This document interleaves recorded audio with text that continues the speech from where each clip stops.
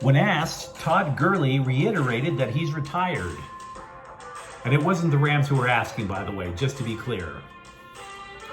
One of baseball's most controversial pitchers has said that the former Dodger, a most controversial pitcher, his career is toast. And the Sparks have hired a head coach. So hi, I'm James. This is your daily dose of sports and snark for the greatest sports city in the world, Los Angeles. This is faithful Angelenos. It is October 22nd, 2022. I am stuck in Chateau Methmont for another couple of days. But hey, let's talk LA sports while I have the chance. I want to thank the new subscriber who joined our channel. I appreciate every last one of you for getting in on the ground floor. And if you like the content that we put out about LA sports, clickety-clack the like button. Clickety-clack the subscribe button. There's a notifications bell. Hit that. It'll let you know that new content's out. Sharing is caring. Let people know we exist. And by all means, comment, for I am not perfect. We all know this by now. So before we go through the news and notes from around LA sports, quick look at the scoreboard. There weren't any games played yesterday involving LA teams. However, today, it's a decent schedule. Number 10 UCLA is going to be playing number 9 Oregon at 12:30. Terrific college football matchup. And there is a preview of that game on the UCLA playlist for this channel. Then later on at 4, the Kings are at Washington. That is the finale of a 5-game road trip. And finally, the Clippers are at Sacramento at 7 tonight. Kawhi Leonard and John Wall have the night off. It's game 2. What kind of load management crap is that? What? Is he like taking off every even numbered game? What gives? Anyway, let's move on. So Todd Gurley, the former Rams running back, told the NFL Network that he's done playing football. And everybody outside the NFL Network was like, we knew. Everybody knew this. Here's the deal. I guess somebody in the NFL Network wanted to just cross the T's, dot the I's, just in case Sean McVay was going to lob the guy a phone call. The man has no knees left. Okay? I loved and respect Todd Gurley. The man doesn't have knees anymore. You want him to just kind of like wiggle through the line like this? I mean, what are you asking the man to do? Let him enjoy his life now. Now, here's the deal. He hasn't played since 2020 with Atlanta. He just did what any normal human being would do when he walked away from the game, put a chair on the beach, cracked open a beer, and started to enjoy the waves. But in the hyper corporate NFL world, they want you to fill out retirement papers and hand them in. If I'm Todd Gurley, I'm like, why? What's in it for me? The women in the beach are calling, bro. Get your paperwork out of my face. Now, Gurley was terrific when he played for the Rams. He was originally drafted in 2015 by the then St. Louis Rams at number 10. He was the Offensive Rookie of the Year that year. 2 years later, 2017, he is the Offensive Player of the Year. But then once his knees basically gave out on him, you think for one moment he's going to be better than Cam Akers right now? No, stop it. 49ers coach Kyle Shanahan said keeping the Rams from landing Christian McCaffrey is, quote, a bonus, unquote. Now, he did notice that the high-profile trades the Rams made last year, and said that trading for players of McCaffrey's caliber was absolutely unheard of 10 to 15 years ago. The Rams, by saying F them picks and winning a title, changed the game. So now the Niners are pushing their chips all in as well. Do you remember Curt Schilling?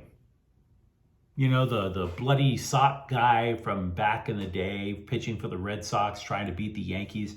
He was a 20-year MLB veteran. Here's the thing. He was also known for creating controversy for 20 years. He's a very outspoken man. And I think he had a job at ESPN, which he wound up losing. I think he like retweeted an editorial cartoon that I guess was, I don't know, pro-Trump, whatever. And he winds up losing his job. So this is a man who knows a thing or two about losing your career due to controversy. So he goes on a podcast and says, former Dodgers pitcher Trevor Bauer, quote, is never going to play again, unquote. Now, he's not quoting Bauer. He's basically saying that Bauer is being blackballed for the sexual assault allegations that never went to court. And I always have to repeat that because I'm not trying to say I know what Trevor Bauer did and I know what, I don't know squat. I don't want to get sued. The case never saw the inside of a courtroom. Now, using that as a backdrop, Schilling was asked if Bauer therefore deserved to be banned. Quote, no, absolutely not, unquote. Schilling is saying that the current political climate will be the barrier that Bauer will not be able to overcome. He can overcome the legal system, he could beat the rap or whatever phrase you want to use, but, quote, sports has started to cater to fans who don't buy tickets, unquote. In other words, there are people out there who will claim to be boycotting baseball if Trevor Bauer returns, but those people weren't showing up anyway. The Sparks have hired two-time WNBA Coach of the Year, Curt Miller. He was last seen leading the Connecticut Sun to the WNBA Finals this summer. The Sun wound up losing to Las Vegas. Miller was also the Sun's GM. LA, by the way, at this moment, they don't have a general manager, but their last non-interim coach, Lakers great Derek Fisher, he was the coach and the GM simultaneously. It's up in the air, to be honest with you. The LA Times is reporting that ownership wants to find a separate GM, whether it's just a random person with a title or somebody who's actually going to make player personnel decisions. We have no idea. LA finished last season 10th in a 12-team league. Having said that, they also have a ton of cap space. I believe they have the second most cap space in the league. So Miller, while he's taking over a lousy team, is taking over a lousy team with options. The Lakers have worked out free agent wing Mo Harkless per Shams Charania of The Athletic. Now, Harkless, he last played in Sacramento last year. He tried to latch on to the Houston Rockets. He didn't make the team. He is a 3-and-D guy, but he is not a panacea. He's only hitting 32% from long range last year. Here's the problem. He may be only hitting 32%. The Lakers as a team are much worse. 19 out of 85 three-point attempts. That is less than 25%. That's just absolutely god-awful. Speaking of god-awful, let's talk Russell Westbrook for a half second.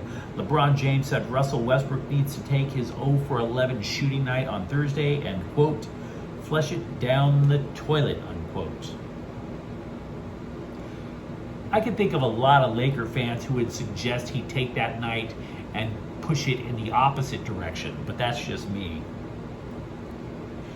You know, the thing that really bothers me about it, all the drama about Westbrook, all this, that, and the other, if Westbrook literally gave the Lakers anything on Thursday, they win. They lost by 6 points. If Russell Westbrook just turned in 8 points, 10 points, they win. You could argue that if Westbrook didn't play at all, they win. Bill Plaschke made that argument. Not that I always agree with everything he says. I think he's wrong more often than right. By the way, how bad was Russell Westbrook's night? He is the first Laker in 57 years to shoot 0 for 11 or worse. I can't begin to tell you, I was even pro Westbrook last season. I've joined you guys. I'm totally anti-Westbrook now.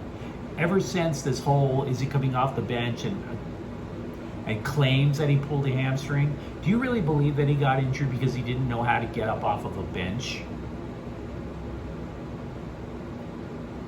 I'm not saying I'm a doctor and that I've diagnosed the man. I'm just thinking I've got my right to skepticism.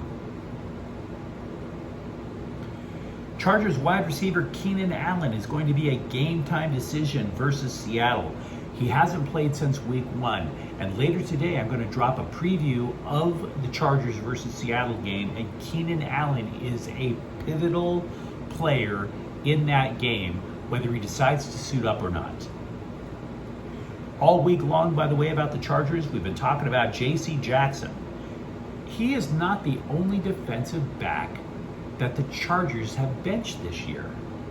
Did anyone notice that Nasir Adderley got benched in Cleveland? He didn't even start. He only played 6 snaps in the game. They were basically trying to send a message, and message was received. Adderley busted his tail and got his starting gig back over last week. So we'll have to see what happens with Jackson. Finally, I'm beginning to get into it with a couple of LAFC fans. Nothing too crazy, no threats, none of that stuff.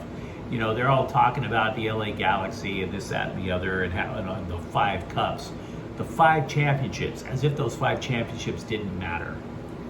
Look, first of all, I'm perfectly willing to give you guys credit, your team credit, for having won that game. But don't act like those 5 championships don't exist, because they do. But here is a legit question for LAFC fans, or the team. Where the hell is Gareth Bale? That's not even trying to be insulting. It's a legit question. You guys might need him.